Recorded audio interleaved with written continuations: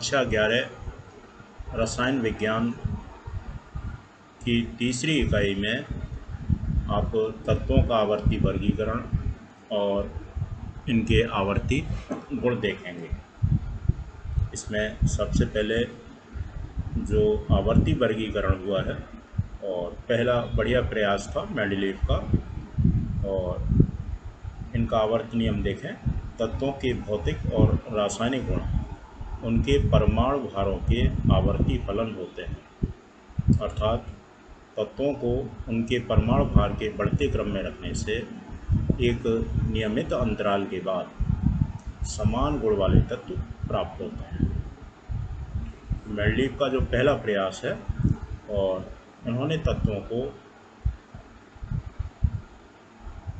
आवर्त सारणी में बनाई इन्होंने तत्वों की। इसमें जो ऊर्ध्वाधर खाने हैं इन्हें वर्ग कहते हैं। कुल 8 वर्ग थे मेंडलीव की आवर्त सारणी में, यहाँ 9 है। ये मेंडलीव की आवर्त सारणी का संशोधित रूप है। और मेंडलीव की आवर्त सारणी में 8 वर्ग थे, इनको फर्स्ट से लेकर के 8th तक। फर्स्ट से लेकर के 7 तक के जो वर्ग हैं इनको ए और बी दो उपवर्गों में बांटा गया है। क्षैतिज जो खाने हैं इनको आवर्त कहते हैं। तो 7 क्षैतिज खाने हैं, इनको ये जो संख्या है 1 से लेकर 7 तक है। आवर्त 1, आवर्त 2, आवर्त 3, इस तरह से आवर्त 7 तक है। इनकी 10 श्रेणियां हैं 7 आवर्तों में। शुरू के 1, 2, 3 आवर्त में एक एक श्रेणी है।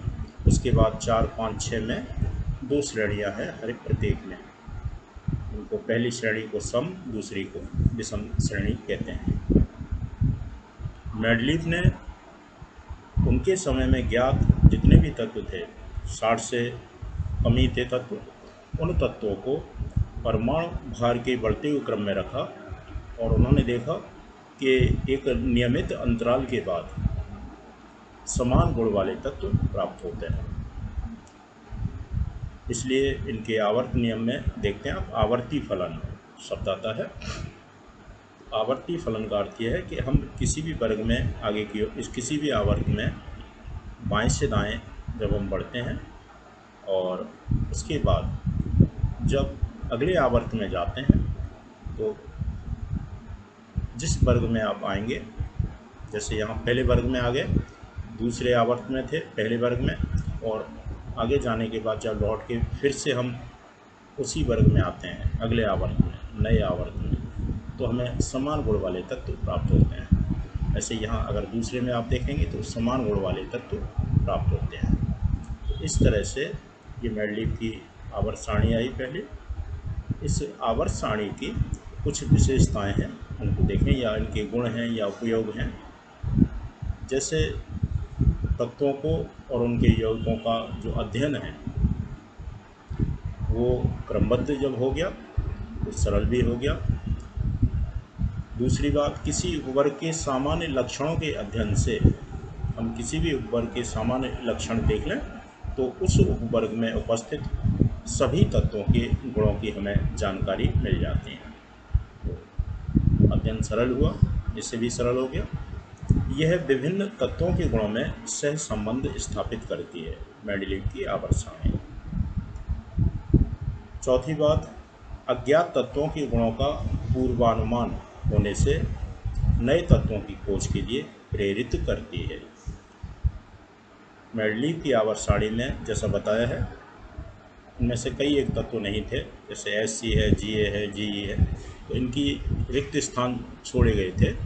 और इनके बारे में जैसा मेंडलीव ने अनुमान किया था कि यहाँ जो तत्व आएगा उसके अंदर ये गुण होंगे, तो इनके अधिकांश गुण वही हमें प्राप्त हुए जो मेंडलीव ने बताए थे। तो इस तरह से भविष्य में आने वाले जो तत्व हैं उनके बारे में मेंडलीव की आवर्त सारणी पहले से भविष्यवाणी करती है और हमें प्रेरित करती है। पहले से जब हमें जानकारी होगी कि यहाँ इस स्थान पर ये तत्व आएगा जिसके अंदर ये गुण होंगे, तो हमें नए तत्वों की खोज के लिए प्रेरित भी करती है।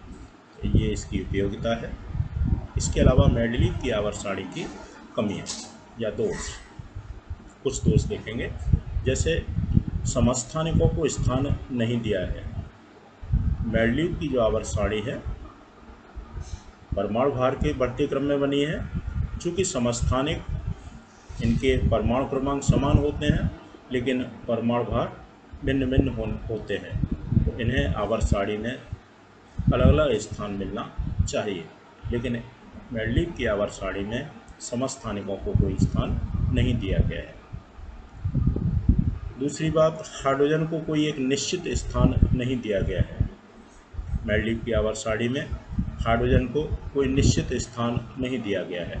हाइड्रोजन यहाँ रख लें, फर्स्ट वर्ग के ऊपर रख दिया अलग, या फिर यहाँ हम कहीं भी रख सकते हैं, यहाँ रख दिया या फोर्थ वर्ग में रख दिया, तो इसका कोई निश्चित स्थान नहीं है, किसी विशेष वर्ग में इसको रखा जाए ऐसा नहीं है। तो ये भी इसका दोष है। इसके अलावा मेंडलीव की आवर्त सारणी में कुछ अधिक परमाणु भार वाले तत्व हैं, उनको कम परमाणु भार वाले तत्वों से पहले रख दिया है। जबकि मेंडलीव ये कह रहे हैं कि हमने परमाणु भार के बढ़ते क्रम में आवर्त सारणी बनाई है। जैसे यहाँ कोबाल्ट है, निकेल है, तो कोबाल्ट का परमाणु भार अधिक है, निकेल का कम है। ये भी इस तरह के दोष हैं मेंडलीव की आवर्त सारणी में। इस तरह के और भी कई एक परमाणु भार वाले दोष होंगे। भिन्न गुण वाले तत्व एक ही वर्ग में रखे हैं। जैसे पहले वर्ग में आप देखेंगे क्षार धातुएं LiNa और मुद्रा धातुएं Cu है, Ag, Au, इन दोनों को एक साथ रख दिया है एक ही पहले ही वर्ग में, जबकि इनके गुणों में काफ़ी भिन्नता होती है। तो ये भी आवर्त सारणी का दोष है। और मेंडलीव की आवर्त सारणी जो है की शुरुआत है, और यहाँ से मोसले ने आधुनिक आवर्त सारणी कह लें इसको, या इसका मेंडलीव की आवर्त सारणी जो है उसका संशोधित रूप कह लें, वो दिया। इसमें आधुनिक आवर्त नियम में तत्वों के जो भौतिक और रासायनिक गुण हैं वो उनके परमाणु क्रमांकों के आवर्ती फलन होते हैं। मीन्स तत्वों के गुणों का आधार वहाँ परमाणु भार था मेंडलीव की आवर्त सारणी में, यहाँ तत्वों के गुणों का आधार परमाणु क्रमांक लिया। इससे मेंडलीव की अधिकांश कमियां दूर हो गई। इसमें देखेंगे हाइड्रोजन परमाणु क्रमांक 1 और हीलियम 2 शून्य वर्ग की जो गैसें हैं, ये अलग से एक वर्ग बनाया गया शून्य वर्ग 3, 4, 5। तो परमाणु क्रमांक के विचार से ये सभी तत्व सही रखे हैं। और भी इनकी जो कमियां थी, काफ़ी कमियां दूर हो गई। हाइड्रोजन का स्थान आज भी अनिश्चित है, ये इसकी भी कमी है। आगे अगली जो आवर्त सारणी आप पढ़ेंगे उसकी भी कमी रहेगी। इसके अलावा और छोटी छोटी बातें हैं, जैसे प्रारूपी तत्व टिपिकल एलिमेंट्स। आवर्त 2 आवर्त सारणी अभी आपने देखी, आवर्त 2 और आवर्त 3 के जो तत्व हैं उन्हें प्रारूपी तत्व कहते हैं। ये तत्व अपने वर्ग के मुख्य लक्षणों को निरूपित करते हैं या उनके निरूपक होते हैं, इसलिए उन्हें निरूपक तत्व भी कहते हैं। आवर्त 2 में जैसे Li, V, Bc, N, OF, या आवर्त 3 में ये तत्व हैं, तो इनको प्रारूपी तत्व या वर्गदर्शी तत्व या निरूपक तत्व कहते हैं। अगला है विकर्ण संबंध। आवर्त 2 के हल्के तत्व, शुरुआती जो तत्व हैं, आवर्त 3 के जो तत्व हैं, इनके जो विकर्ण पर आते हैं उनसे गुणों में समानता रखते हैं। इसी को कहते हैं विकर्ण संबंध। Li का Mg से, B का Al से, B का Si से। तो इस तरह से आवर्त सारणी इसकी शुरुआत है। आधुनिक आवर्त सारणी आई, उसके बाद अगला जो आएगा दीर्घ आवर्त सारणी। अगला टॉपिक होगा